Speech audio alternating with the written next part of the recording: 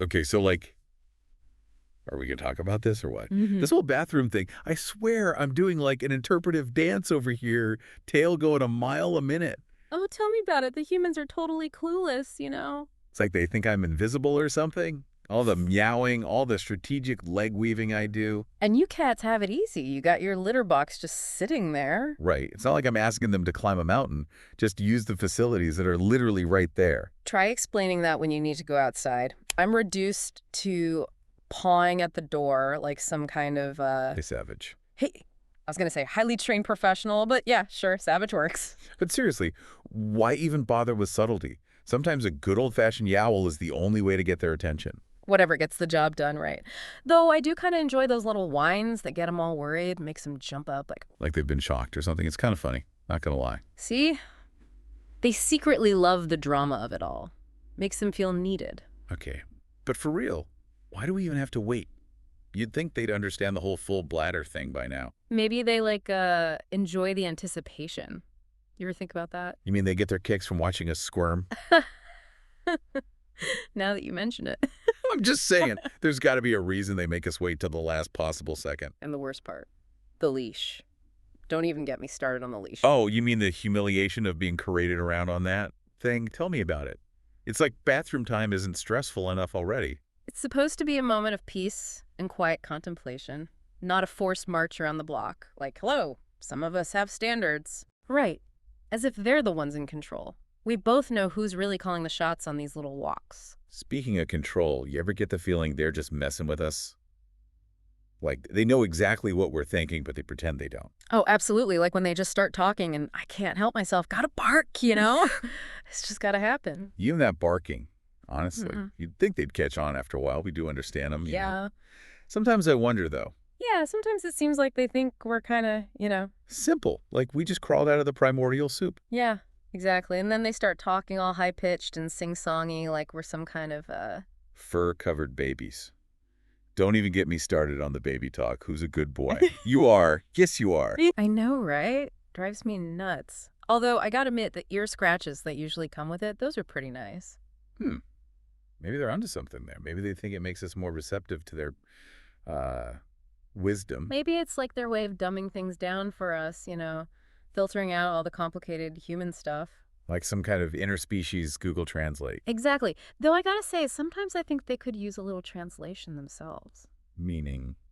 Well, take barking, for example. You Yeah. cats, you might not get it, but I consider it a very nuanced form of communication, very sophisticated. Sophisticated. You mean the way you bark at literally everything that moves? Hey, no. There's different barks for different occasions, okay?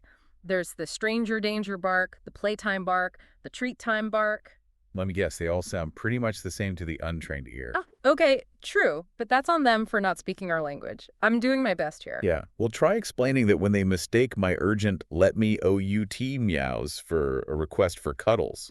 It's like no matter how hard we try, they just don't get it. The bathroom dances, the meows, the barks. Yeah. It's enough to make you wonder, Wonder what? if they're even paying attention at all. And then they have the nerve to find our little quirks hilarious. Oh, you mean like we were just trying to relax, get a little zen with some good old-fashioned tail chasing?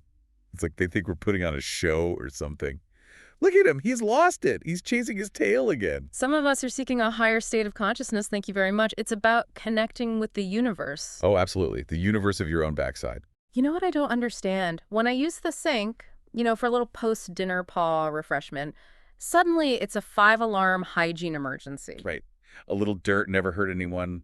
It builds character. Try telling them that. One whiff of a muddy paw, and they're off to the bathroom armed with soap and a scrub brush. It's like they're afraid of a little, life. And speaking of things they're afraid of, or should be, have you noticed their fascination with, shall we say, pungent aromas? Don't even get me started. The stinkier the sock, the better. Am I right? Like, what is that about? I mean, I've seen my human pull some questionable items out of the laundry basket, but come on. It's a mystery for the ages. Yeah. But, as weird as they are, they do make life pretty comfortable.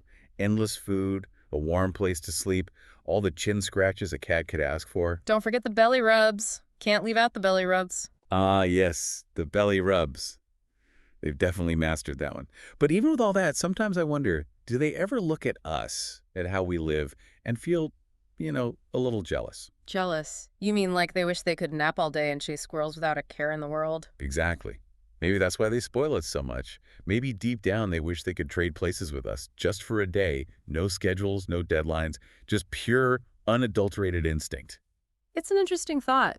Maybe we remind them of a simpler time, before the world got all complicated. A world where the biggest decision you have to make is whether to bat at the red dot or take a nap in the sunbeam. Ah, the good life. Maybe seeing us so happy, so carefree, it gives them hope.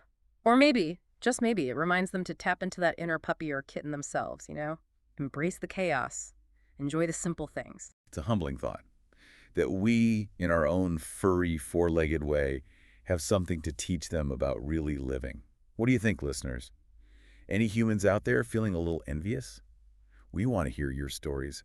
Tell us about those times your human looked at you and you just knew they're not cut out for this.